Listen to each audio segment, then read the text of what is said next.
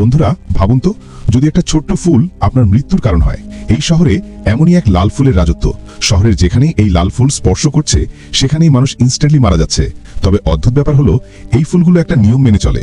যারা এই ভিডিওটা দেখবে তাদের ফুল আক্রমণ করবে না। চারিদিকে লাল ফুলের ছড়াছড়ি দ্রুত গতিতে সবখানে ছড়িয়ে পড়ছে। এক দম্পতির গাড়ির কাছে কিছু লাল ফুল এসে পড়লো। মেয়েটি যেই ওয়াইপার চালালো অমনি ফুলগুলো থেকে রক্ত বের হতে শুরু করলো। এদিকে এক লোক রাস্তার পাশে এক সুন্দরী মেয়ের সাথে কথা বলছিল। হঠাৎ কিছু লাল ফুল উড়ে এসে তার শরীরে পড়লো। সে যেই ফুলগুলো সরাতে গেল দেখলো ফুলগুলো অবিশ্বাস্য দ্রুত গতিতে বংশবৃদ্ধি করছে। পাশের মেয়েটি তো ভয়ে জমে পাথর। হঠাৎ শহরে এক ঝড় উঠলো, আর সেই ঝড়েই আরো অনেক ফুল উড়ে এসে লোকটার গায়ে পড়লো। কিছুক্ষণের মধ্যেই লোকটা মাটিতে লুটিয়ে পড়লো। সব শেষ। যখন পুরো শহর এই ভয়ঙ্কর লাল ফুলের দখলে চলে যাচ্ছে, মানুষ আতঙ্কে দিশাহারা, ঠিক তখনই আমাদের নায়ক ছোট্ট ছেলেটি সাওয়াই, তার হাতে থাকা একটা শয়তানের চোখ থেকে একটা মন্ত্র পড়ল। সাথে সাথে একটা কালো ধোঁয়া বেরিয়ে এলো, যা ঘরের ভেতরের সব লাল ফুলকে গিলে ফেলতে শুরু করলো। কালো ধোঁয়াটা এরপর শহরের চারপাশে ছড়িয়ে পড়তে লাগলো।